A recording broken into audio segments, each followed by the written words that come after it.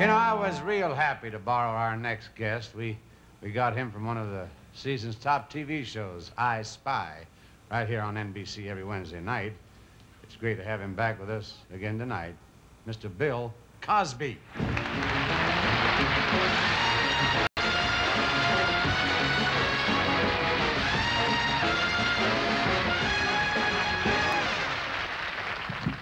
just want to take a pause here till Dean goes back in his dressing room, sits down, settles, watches the show himself. When I was a kid, before babysitters, grown-ups, parents, had a fantastic problem. How do we keep the kid from jumping out of his crib when we're out at the movie? Well, my mother and father came up with an excellent solution. They should have a crib. There's a tall crib with the bars. You stick your head through the bars, get them caught. Hey, get me out of here. No, we're going to the movie now.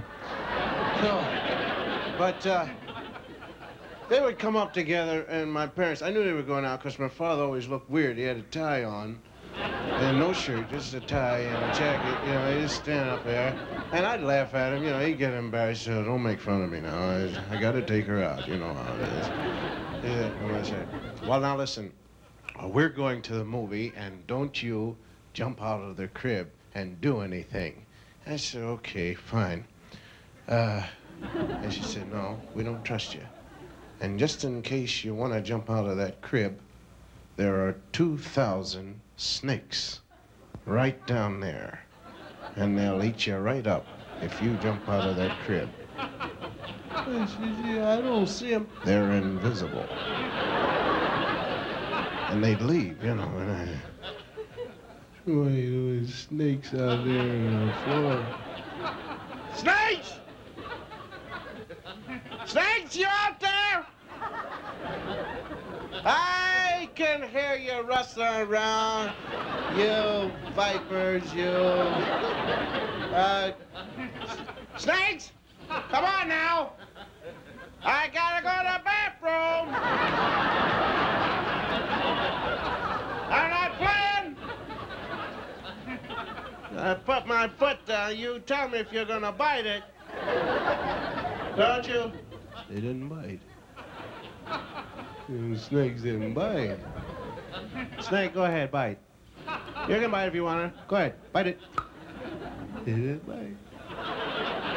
No snakes in there. And I crawled down and I walked around. Crunch, crunch, crunch, crunch. No snakes, liars. All of them. And I went wild all over the house, doing things, breaking windows. When they came back, I said, what happened? The snakes did it. So, this time, my mother said the next time, don't get out of bed. I said, why? You got them invisible snakes that are going to tear up the house again? I said, no, crocodiles. Oh, goodness. So they left. Well, I didn't believe in them. And as soon as they closed the door, I gave them 15 minutes comeback time before I ran into the living room to listen to the radio, my favorite horror program. We used to have a big radio. It was at least 8 feet tall. It had 400 knobs, of which only 2 worked, on, volume, and station selector. And I guess the extra numbers were, if you'd lose one, you could replace it, you know, without going to the store or anything like that. My grandfather was the first in our family to have a radio. He had a crystal set, really, and he only let 3 people listen to it because he figured if 4 people listened to it, it would suck the juice out of the radio, you know, it would weaken. I lost Pittsburgh yesterday because of 4 people in here. So I turned on my favorite radio program because I love to get scared to death, and I was ready. Good evening. Good evening. And welcome to Lights Out. Yeah, scare me to death. I'm ready. I'm ready. Go ahead. I was dumb enough to do whatever the guy said to do on the radio. Turn your lights out. Yeah, all right, yeah, okay.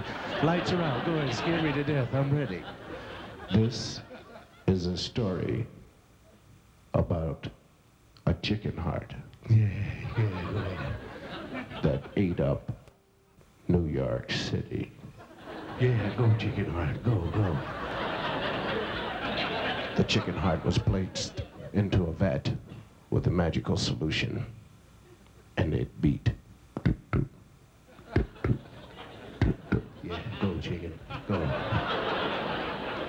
One day, a careless janitor, walking around sweeping, knocked the vat over, and the heart was free to search for blood. Yeah, go, chicken heart. Yeah, I'm getting scared to death. Go ahead.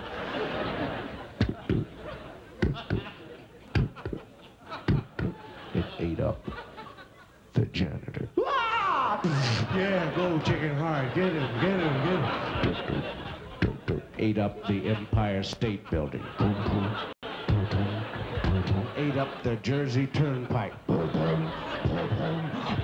It's outside of your door and it's going to eat you up. Oh, you're gonna get me! The match and set the sofa on fire. Flames shooting up, smoke all over the place. Go, you won't come in there, chicken heart. My father came up. What the heck's the sofa doing on fire? Come in the house, the chicken heart's gonna eat you up. Hurry up! What chicken heart? You can come on the radio. Don't. He's an idiot. Turn the radio off.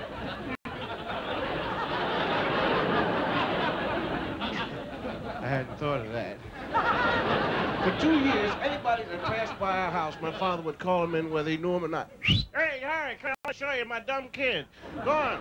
Tell him how you burned up $100 sofa, but you saved us from ta-dum, ta-dum, ta-dum, ta-dum.